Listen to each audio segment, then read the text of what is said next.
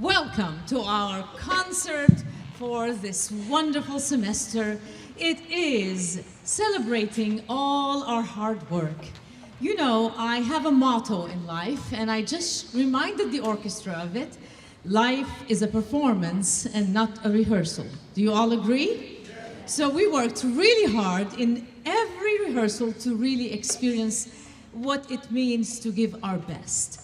Well, this opening number, do you sense grandeur? Do you sense some lightness, beautiful melodies? It is the overture that Mozart wrote to his opera, one of his later operas, about the emperor and all that had happened with love and jealousy and forgiveness. So you could see the lightheartedness, you can hear the grandeur, and many of you are familiar with Mozart's repertoire. All he had done was really to reflect life. He did not only choose to do operas in the original language of what? What was that language? Italian, right? Well, he chose to be in the language of his people. German would be the language. He said, why do we need to talk about mythology when we can talk about what the hairdresser is doing, what the neighbor is doing? But here he still chose to include this grandeur in this wonderful Roman emperor that surely reflected a story of love, revenge, jealousy, and forgiveness. But now we turn to this amazing composer. Coleridge was definitely what we consider the African Mahler. Mother is English, father from Sierra Leone, and he was raised in England by his mother. From a very young age of 5, he was playing the violin, supported also there by the king, and making sure that his future would be something really special. Well, his promising life as a musician was very evident in what he wrote, the compositions he wrote. This piece that we're going to play for you is the dance from his African suite that reflected the life of Africa and all the cultures and all the celebrations. So you can feel in this music a lot of dancing, uplifting, and lyrical melodies. So if you feel like dancing in the aisles, please do not hesitate. Okay, we're going to now perform for you this beautiful dance from his suite.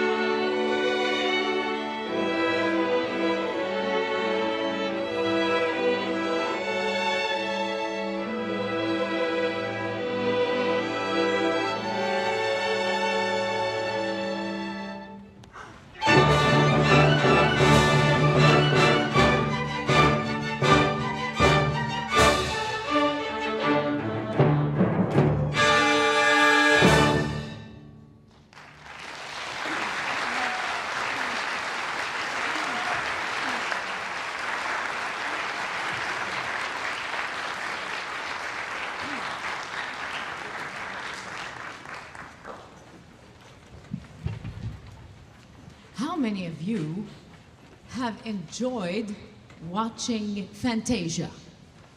Can I see some hands? Well, you may not be aware that the piece we're going to play is this beautiful title that's an incidental music written for a verse drama, where the composer writes this music as the drama unfolds and they are speaking the part. Well, Grieg was invited to do that. He wasn't so sure it was taking so long and it was quite arduous, and he wasn't so keen about making this happen. It took quite some time. But we are left with some beautiful music.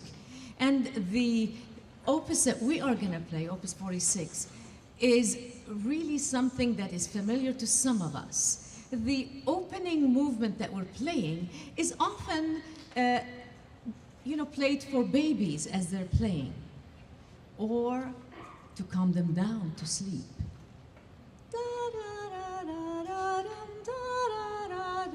Do you know it? Have you heard it? I used it for my children and it calmed them down. I don't know about you, but classical music was a wonderful tool in our home. But then, Fantasia. Remember Mickey Mouse with the broom? How many of you remember that? Weren't you just fascinated about how the music was depicted in picture and in animation, the clever way of introducing young people to classical music? Well, let me tell you what he said about that piece. He wasn't so sure. In the Hall of the Mountain King is the title of that fourth movement we're going to play. And it was very appropriate. We were practicing it during Halloween. We had fun doing that in rehearsal. It's one of Grieg's best known. And in his review of an 1889 London performance, George Bernard Shaw called it a riotous piece of weird fun, while also complaining that it is made up of but a single phrase repeated over and over. Well, it is true, but he misses the point. The short piece, like Ravel's Bolero, do you remember that one? Well, Ravel wasn't happy about that one. Well, some people say it's repeated, but it is repeated with intent. And it is really gonna give you, in this piece, colors from the orchestra, dynamics, tempi changes, and we are hoping to land with the last chord all together. If I fall off the podium or my hair falls off, you'll understand. Sit back and now enjoy the morning mood first.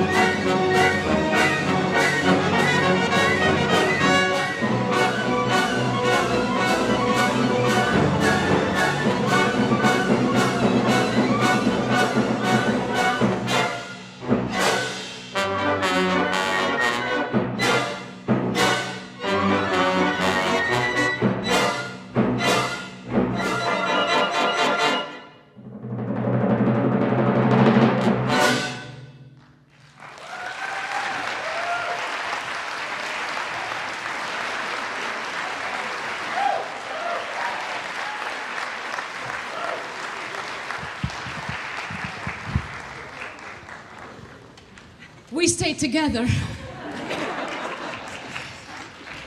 What I love about this watch that I wear, you know, my father is a clockmaker, a watchmaker, and so watches and clocks are important in our household as we grew up. This one, though, the Apple Watch, gives me my heartbeat. And earlier tonight, I said, I better check, what was that? It was double what I had started, so I think it's 144 right now, but hey, that's how I lose weight. But music is so vivid. Did you see all the colors of the orchestra? How many instruments laid the theme? And how it just grew and really became fiery and just so much fun for us to do. And we know the skill as musicians is to create beautiful moments together and really immerse ourselves in the composers of different periods and different genres. And so now we're going to go to Dvorak. How many of you are familiar with him? We were with the Norwegian Greek. Now we're going to go to Dvorak. And he had written some beautiful pieces, and so many of you are familiar with such important works that he's done for the symphony. Well, in this collection, we've got a dance for you. It's a night of celebration and dancing, so I still didn't see any of you in the hallway here or the stuff. There's tons of space right here, no?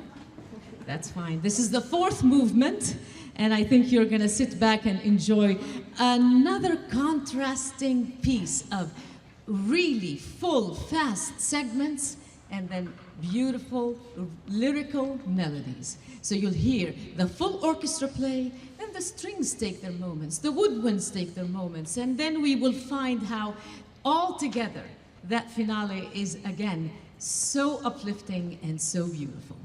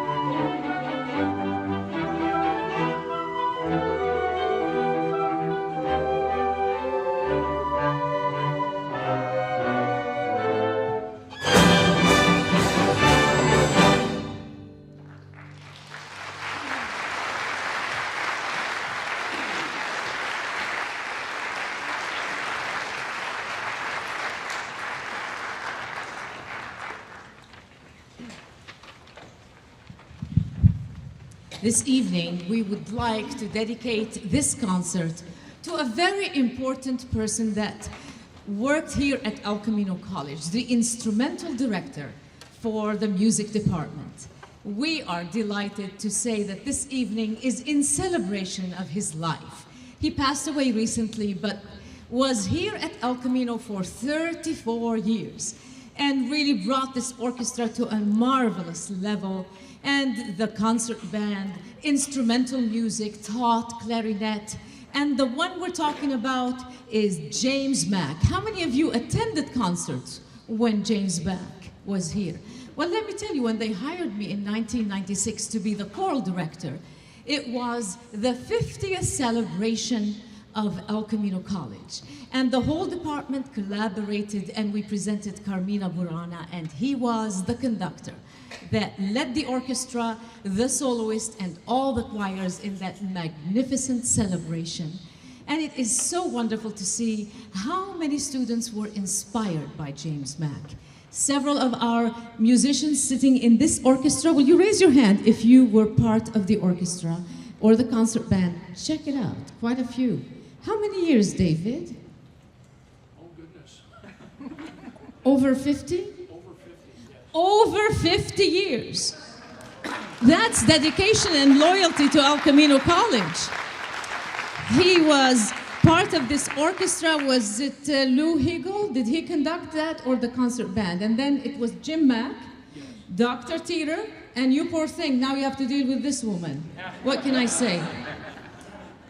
And you know, she's a bit flamboyant, but we gotta give you some beauty, we gotta give you some pizzazz, don't you all agree? Doesn't this orchestra look awesome? Well, do you know that it is on the shoulders of these giants that we, those who are teaching now, are standing, because they built a program that was thriving, and we hope to continue to thrive. So I'm gonna step aside, we're gonna show you a video of James Mack's life. And this was prepared by Karen Case. Karen, stand up and take a bow. There she is. All right, Jerry, I'll get out of the way.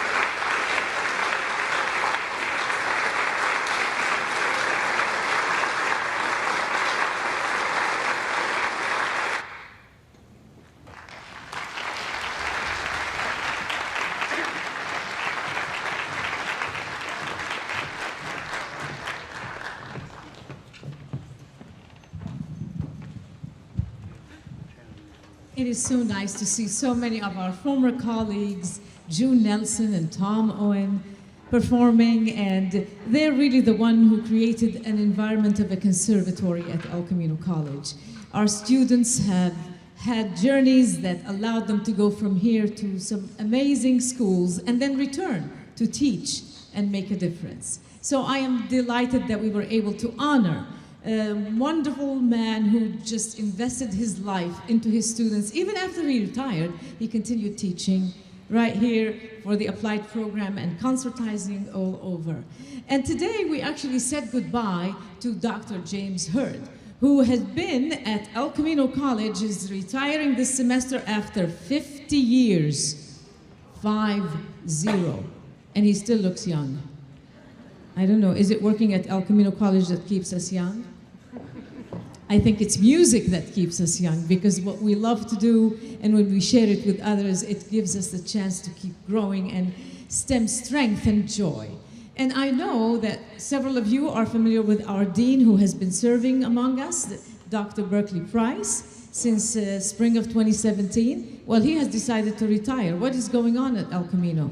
Are they all leaving? I'm sticking around maybe one more year, but the plan is to always recognize those who have really been amazing in keeping our division alive and keeping our programs quite strong. And we thank Dr. Berkeley Price. He would have been here, yet he's sick. He's been sick for a week and a half, and he tried to stay, but it was a little too hard for him. So I wish him well, and we thank him for all that he has done to make our division what it is. And the poor thing, he took for a couple of years, and then COVID hit. Boy, was that tough. But we got through it, and we're back in person playing our instruments without masks. Hallelujah! Well, this orchestra is preparing for something really special. We're doing what Tchaikovsky did. What did Tchaikovsky do? He took the ship from, first he went to Paris from Russia and took the ship all the way to New York. What was he on his way doing? Getting ready to be at the inaugural concert of Carnegie Hall. And when he passed through Paris, he heard this very unusual instrument. It's called the celeste. You hear it in the elevators, you hear it in the Christmas mall, music. Right? It sounds like bells. Well, he was so enchanted that he decided on that trip to write the Nutcracker Suite and include that instrument in it. And it is fascinating to walk in the hallways of Carnegie Hall and see his signature and a lot that references his presence there when they opened Carnegie Hall. Well, we are going to Carnegie Hall. This group is going to be on that stage, and we're going to be performing Mozart's Coronation Mass. The choirs are coming. I'm taking from El Camino 130 musicians. Isn't that something special? Are we excited? Yes. Do we need help to fund some students? Yes. Would you like to help us? Please say yes. In the program, there's ways that you can donate through the El Camino Foundation, and we would be so grateful because so many students are underserved and they could be transformed. Their lives will definitely be so encouraged if they were to walk on that stage and perform. That's the dream of every musician. So we're going to give you a taste from that Nutcracker Suite. This is the miniature overture, and we hope that you will be in the seats at Carnegie Hall on May 25th. Pick up a ticket.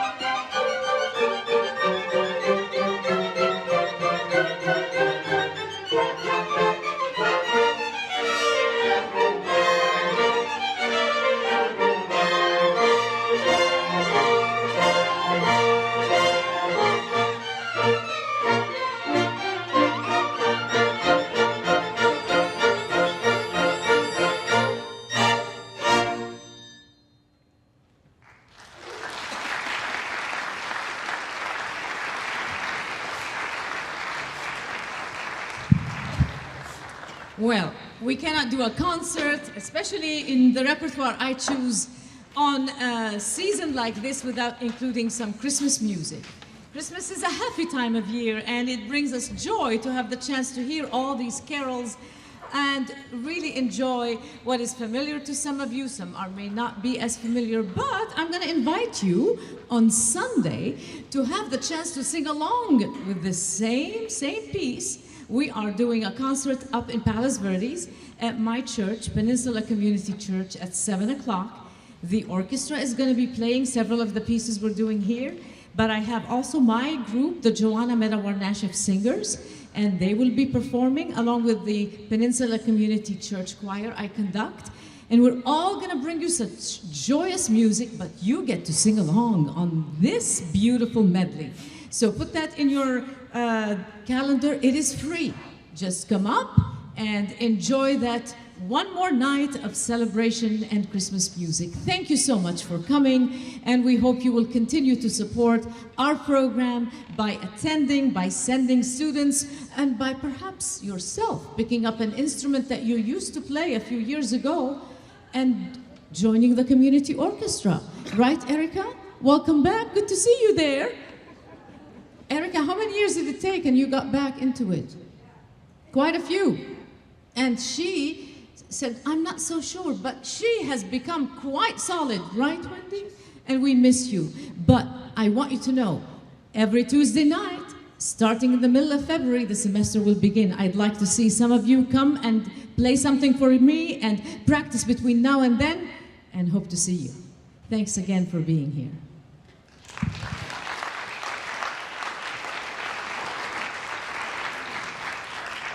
I'm changing the baton.